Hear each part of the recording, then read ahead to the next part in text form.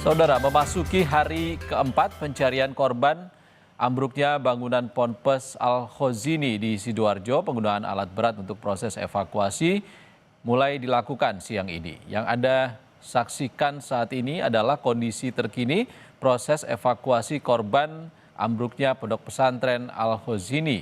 Seperti yang Anda saksikan, saudara, saat ini kren sudah dikerahkan untuk membantu mengangkut reruntuhan bangunan, di mana ada sekitar lebih dari 50 korban yang diperkirakan masih tertimbun reruntuhan pondok pesantren.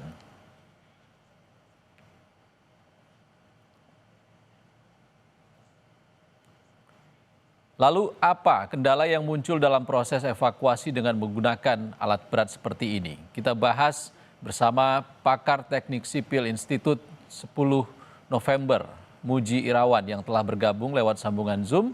Dan saat ini Pak Muji ada di lokasi. Selamat sore Pak Muji. Selamat sore Kompas TV.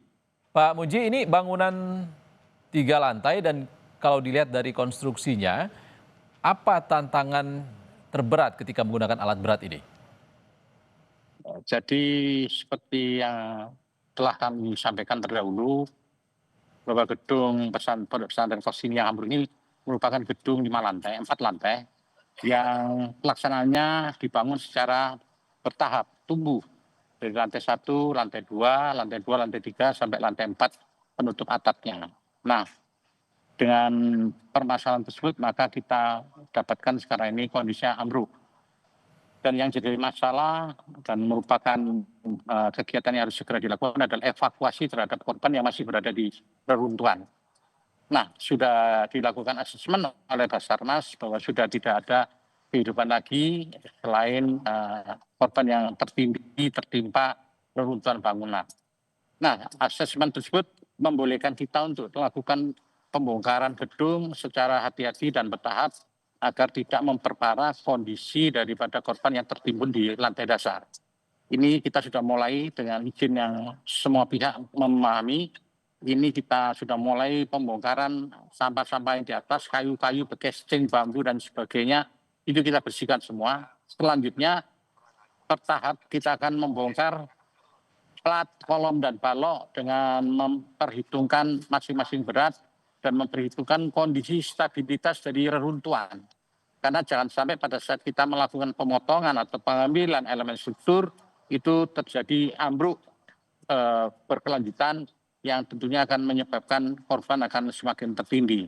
Ini tidak bisa dilakukan secara sembarangan, harus memperlihatkan kondisi distribusi balok, distribusi kolom, hubungan kolom dan balok dan sebagainya, agar kita segera melakukan pemotongan keping by keping, tiap keping untuk supaya bisa diangkat oleh alat berat kren dengan kapasitas 35 ton dan boom 40 meter, sehingga bisa mencapai ke daerah yang paling jauh. Dan ini supaya supaya nanti proses pembongkaran hati-hati dan tidak membuat masalah baru terhadap reruntuhan yang ada.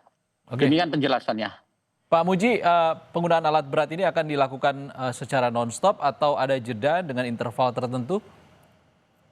Sudah perintah dari Basarnas, kita 24 jam untuk bekerja bahu-membahu segera menyelesaikan pembongkaran ini, karena kita sudah 4 hari korban di bawah reruntuhan harus segera dievakuasi karena sudah harus mulai ada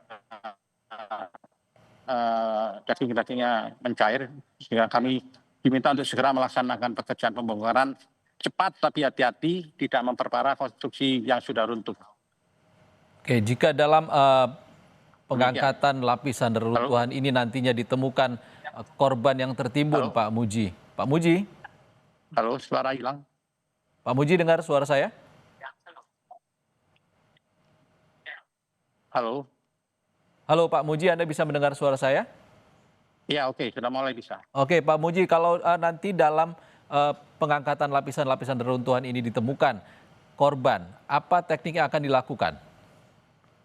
Ya, jadi kami akan memantau dan dipandu oleh Basarnas. Begitu kita menemukan korban, langsung kita akan berhenti, Basarnas masuk ke lokasi, tapi kita masih bisa melakukan pembongkaran di sisi lain yang masih aman. Jadi kita priority adalah untuk mencapai lokasi korban sehingga kita bisa melakukan evakuasi. Demikian. Oke, dengan kondisi ambruk seperti saat ini, Pak, melihat kondisinya sekarang saat seperti ini, berapa lama waktu yang dibutuhkan kira-kira? Perintahnya dikerjakan secepat mungkin, mudah-mudahan Sabtu bisa mencapai lantai dasar, sehingga evakuasi bisa berjalan dengan baik, dan Basarnas bisa menyelesaikan tugasnya untuk evakuasi korban yang menurut informasi masih ada 59 orang, tapi data itu ada di Basarnas. Demikian. Baik, terima kasih pakar teknik sipil Institut 10 November, Pak Muji Irawan sudah berbagi informasi bersama kami di Indonesia Update. Terima kasih, Pak Muji.